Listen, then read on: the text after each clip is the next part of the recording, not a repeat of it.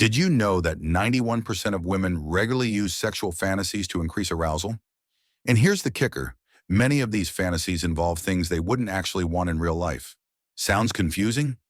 Let's break it down. Sexual fantasies are a normal and healthy part of human sexuality, but they're often misunderstood, especially when it comes to women's fantasies. Today, we're diving into what science says about female sexual fantasies, why they happen, and what they actually mean. Stay with me because some of these findings might shock you. There's a huge misconception that sexual fantasies mean something is wrong with you, that you're unsatisfied, repressed, or even disturbed. But that's simply not true. In fact, according to a study by Muvison and Over, women who are most satisfied with their sex lives actually report the highest levels of sexual fantasy. The 5 most common female sexual fantasies. Based on the Female Sexual Fantasy Questionnaire developed by psychologists, women's fantasies generally fall into these 5 categories. 1. Genital fantasies. The most common, experienced by nearly 80% of women. Think oral sex, manual stimulation, different intercourse positions. These fantasies are not only frequent, but also rated as the most arousing. Studies show that over 70% of women report fantasizing about oral sex at least once a month. 2. Sensual fantasies.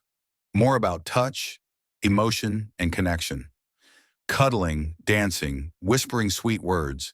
These fantasies are linked to higher levels of emotional bonding in relationships.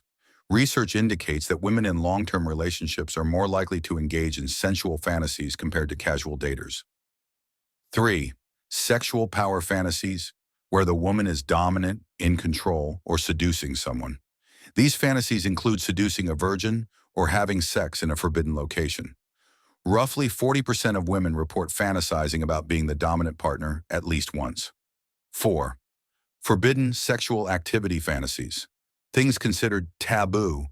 Group sex, voyeurism, sex with a stranger. A study found that over 30% of women have fantasized about group sex, though very few act on it. 5. Sexual suffering fantasies. The most controversial includes domination, rough play, or even imagined scenarios of coerced encounters. Roughly 62% of women in a study admitted to having such fantasies. But here's the key. Fantasizing about it doesn't mean someone actually wants it in real life. Then why do women even have these fantasies? To enhance arousal. 91% of women in a study admitted using fantasy to heighten desire, to explore new scenarios. The brain loves novelty. Even if they'd never act on them, fantasies let women imagine without risk. To reclaim control. Some women use submission fantasies as a way to process control in a safe mental space. For example, a high-powered CEO who constantly makes decisions might fantasize about being completely powerless in bed as a way to mentally switch off from control. The science of arousal and fantasy researchers use vaginal photoplethysmography, a device that measures blood flow in vaginal tissue to detect sexual arousal. A 2016 study found that 80% of women showed a measurable physiological response to fantasies, even if they claimed not to be aroused. Even when women verbally denied interest in certain fantasies, their bodies still showed signs of arousal to those themes. This suggests that fantasy and arousal operate on both a conscious and subconscious level, shaped by biology, personal history, and cultural influences. So tell me, what's the biggest myth about female sexual fantasy you've heard? Drop a comment below. And if you found this video eye-opening, give it a like and subscribe for more science-backed insights into human sexuality. See you next time.